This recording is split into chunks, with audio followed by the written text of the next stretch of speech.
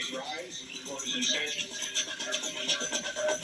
I felt that there was a very good chance that she would be acquitted.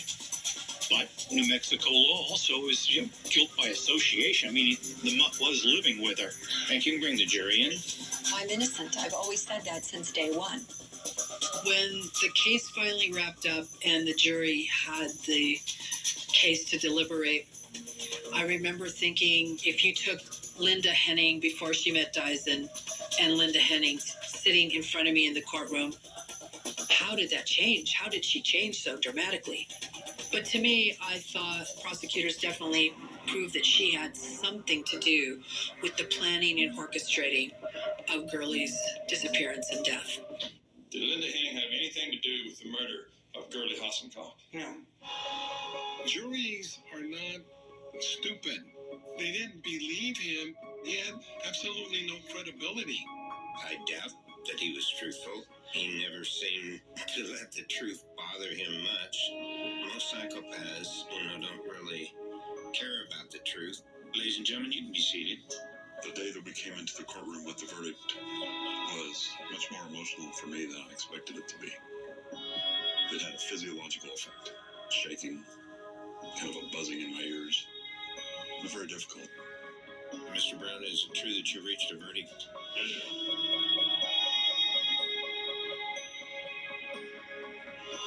We find the defendant, Linda Henning, guilty of first-degree murder, felony murder, as charged in the alternative to count one.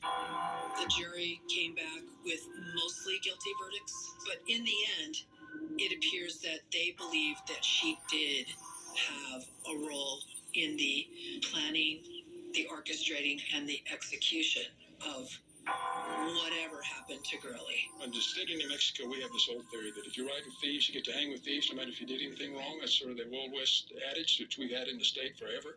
It needs to change. My lawyers were devastated, but I was really disappointed. But it was not shocking. The evidence was pretty overwhelming. She continued to have a relationship with Diazin, which, if he's this terrible murderer, why would she do that? Hassenkopf was the mastermind behind all of this. And, she fell prey to his manipulations. He didn't do this by himself. I think those kind of connections in conjunction with a strong circumstantial evidence was all they needed. I don't really care. The whole thing has been a fiasco and a farce from the start to the finish. I didn't expect a fair trial. When it came to sentencing, I told the prosecutors, just tell her to give some information as to where the body might be with the family of the victim. Under their religion, Gurley was in trouble unless they found the body and were able to lay her at rest. I said, just give her the minimum I can give her. She doesn't have to go public with that information. Just give it to the police so they can find the remains. And she wouldn't do it. All I would have to do is tell him where the body is. If I knew where the body was, I could walk. I'm not interested in deals. I'm just interested in justice. In my mind, she was still under Diazin's control.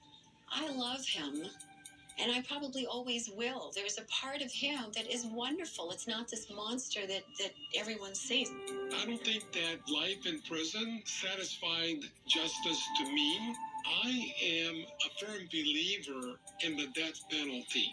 As long as it's applied judiciously, she decided to take her chances in a trial, and it went very wrong for her. This case is all about DNA. It's about forensics. That's what it's about. You also need to find out what Paul Spears' theory on this case is. After almost 2 years, $2.5 million. We're extraterrestrial aliens, reptilians. That's exactly what he said. Justice was served in the sense that Diazin's in prison for the rest of his life.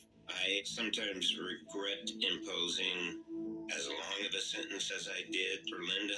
I thought she would eventually come around, and that never happened, and I was surprised. I would love to find Gurley Hassenkopf's remains and get her back to her family, but at this point, I don't know if that's ever going to